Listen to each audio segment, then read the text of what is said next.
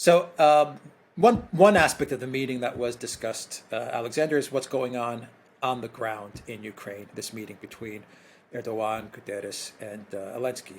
One of the items on the agenda was the Zaporozhye nuclear power plant, and once again, as with the video that we did discussing just the general outcome of this meeting and the conclusions of this meeting, which was not very substantive, the decisions about the nuclear power plant were also not very very indicative of some sort of solution, to be quite honest. What we got out of it was Zelensky saying, we're all for IAEA inspectors going to the nuclear power plant. Guterres said, this needs to stop. This is going to be a catastrophe, and we need to get civilians inspecting the power plant. But it has to be under the terms of an agreement between Ukraine and Moscow, between Kiev and Moscow. They have to agree first to make this into some sort of civilian area. That was the key word, I think, to make it into some sort of civilian-controlled area. And then, if there's an agreement between both parties, the IAEA inspectors would go to the power plant, but they would go under the umbrella of Kiev. That was also an interesting point to what Guterres said. I did see a short notification like a couple of hours ago, and I think it was from Sputnik News, which said there's a possibility of IAEA inspectors going to the Zaporozhye plant in the first weeks of September. So that's one of the issues that they discussed. It's an on-the-ground issue with the conflict, and then we can talk a little bit more about what's really going on in the conflict in Ukraine, where we stand with the conflict as well. I mean, the important thing to understand is that the reason the IAEA inspectors are not going to the power plant is because it's been shelled. The people who are shelling it are the Ukrainians. Now, I mean, I'm making a point which perhaps you won't see as clearly set out in the media in the West, but everybody knows this. It's the Ukrainians who are shelling the power plant. The IAEA won't go there unless Kiev stops shelling the power plant because it doesn't want to have its inspectors placed in a dangerous position. So this is what this whole story is all about. Now, both sides, but especially the Russians perhaps, have been spreading all sorts of flesh-creeping stories about what the shelling might achieve.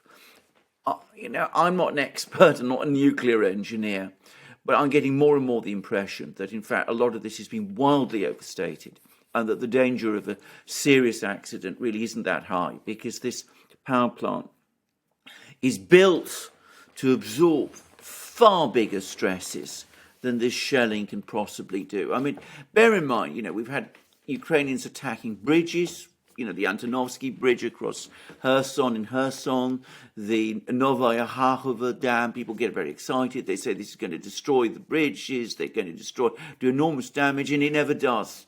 Because the HIMARS missiles Ukraine has at the moment, the artillery shells, the rockets, they're not powerful enough to do significant damage, real structural damage to these sort of facilities.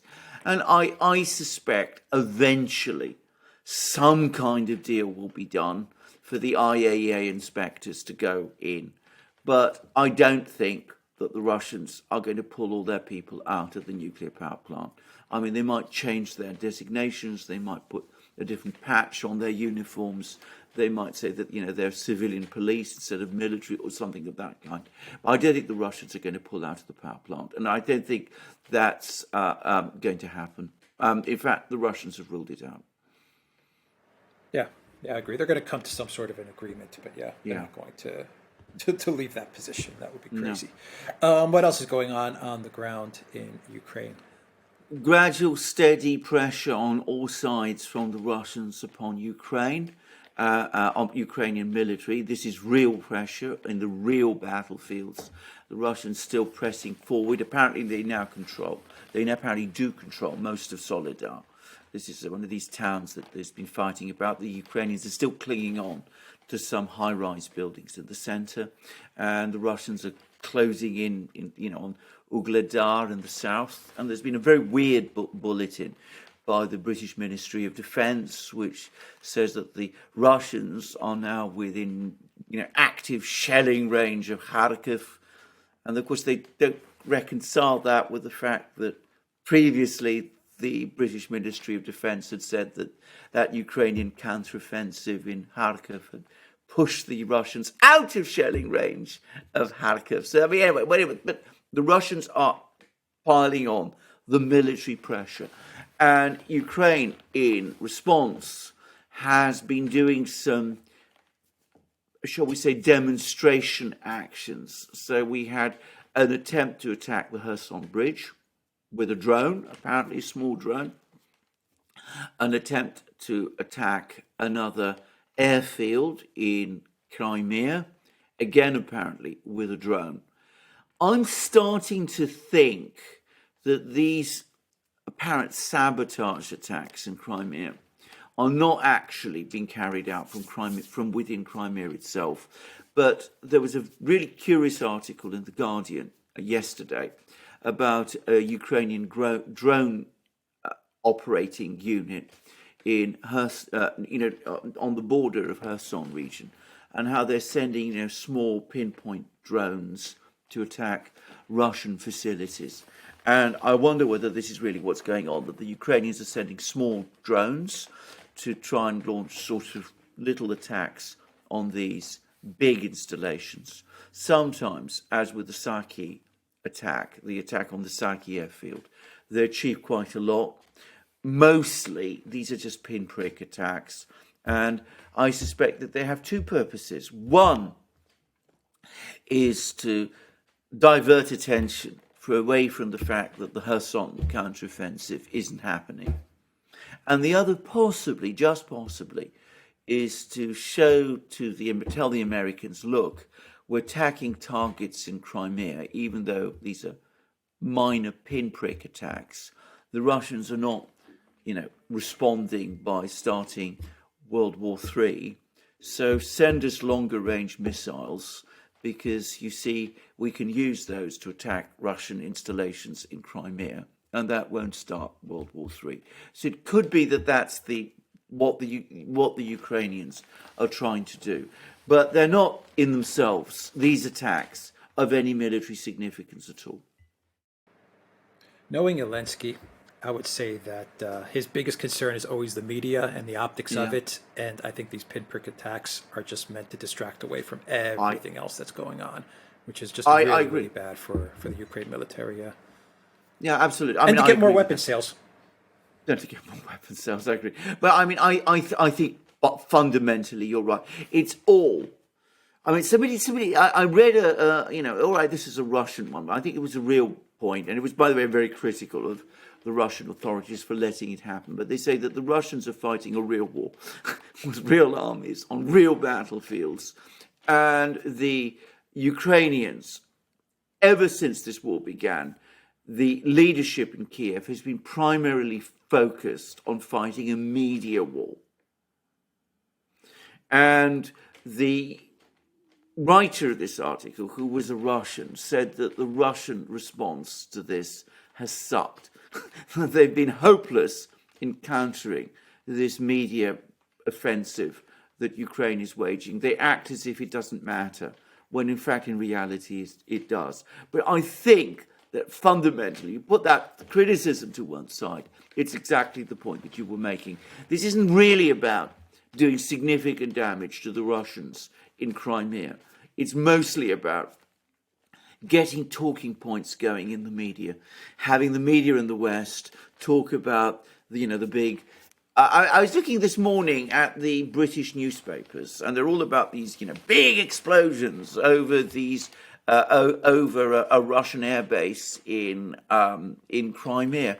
Well, there were explosions. The sounds of those explosions were, the anti-aircraft cannon, the Russian air defense shooting these drones down.